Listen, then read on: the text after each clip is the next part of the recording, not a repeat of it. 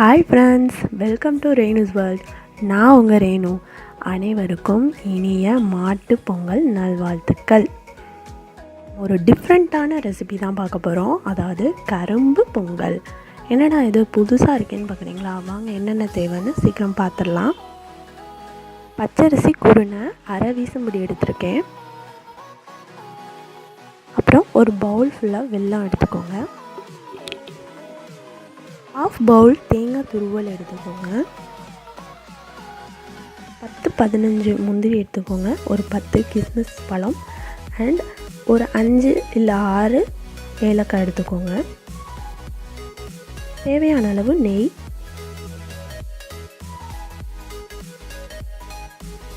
அடுப்பில் வச்சுட்டு அதில் நம்ம அரிசியை சேர்த்துக்கலாம். நான் வந்து அரை மணி நேரம் அந்த அரிசியை தண்ணியில் ஊற வச்சுருந்தேன். ஸோ தட் நமக்கு சீக்கிரமே பொங்கல் ரெடி ஆயிரும். இதில் இந்த டம்ளர் அளவுக்கு 2 டம்ளர் அளவு தண்ணி சேர்த்துக்கோங்க. இப்போ அந்த 2 டம்ளர் தண்ணியை இதில் ஊற்றிக்கலாம்.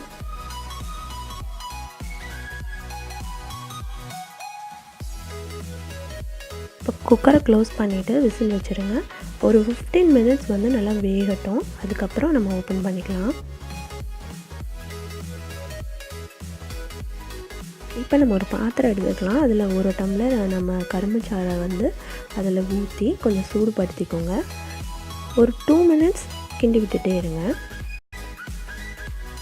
இப்போ 2 மினிட்ஸில் ஒரு கொதி வந்துடும்.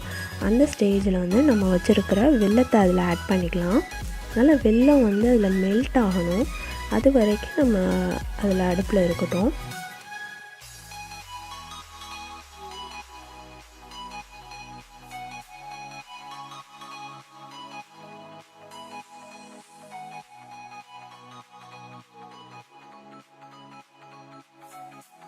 நல்லா மெல்ட் ஆயிடுச்சு. இப்போ நம்ம அடுப்பு ஆஃப் பண்ணிடலாம்.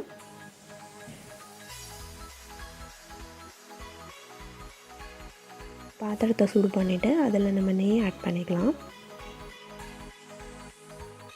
தென் அதில் முந்திரி சேர்த்துக்கோங்க.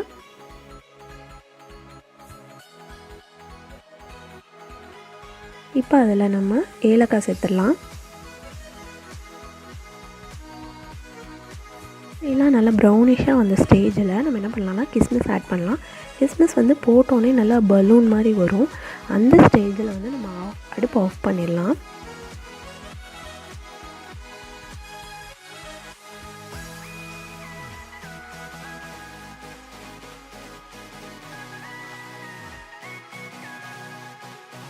இப்போ நம்ம அரிசி ரெடி ஆகிடுச்சான்னு பார்க்கலாம். அரிசி இன்னும் குழஞ்சி வரணும். பொங்கலை பொறுத்த வரைக்கும் நல்லா அரிசி குழஞ்சி வந்தால் தான், அதாவது கஞ்சி பதத்தில் வரணும். அது வரைக்கும் நம்ம இன்னும் கொஞ்சம் கிண்டலாம். இப்போ பாருங்கள், நம்மளோட அரிசி நல்லா கஞ்சி பதத்தில் வந்திருக்கு. இந்த ஸ்டேஜில் நம்ம வெல்லம் உருக்கி வச்சிருந்தோம்ல, அந்த இதை இதில் கலந்துக்கலாம்.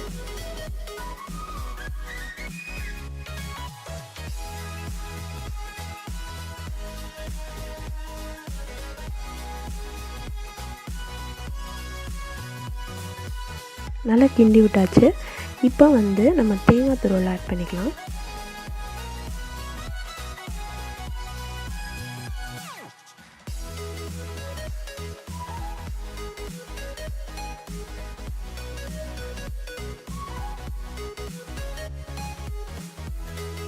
அவ்வளோதாங்க. இந்த ஸ்டேஜில் நம்ம நெய்யில் வதக்கி வச்சுருக்கிற எல்லாத்தையும் கலந்துக்கோங்க. போட்டுட்டு நல்லா ஒரு மிக்ஸ் பண்ணிடுங்க. அவ்வளோதாங்க, நம்மளோட ஸ்வீட்டான கரும்பு பொங்கல் ரெடி. இந்த பொங்கலை இந்த ஸ்வீட்டான கரும்பு பொங்கலோடு சேர்ந்து செலிப்ரேட் பண்ணுங்கள். அனைவருக்கும் இனிய மாட்டுப்பொங்கல் நல்வாழ்த்துக்கள். பாய்.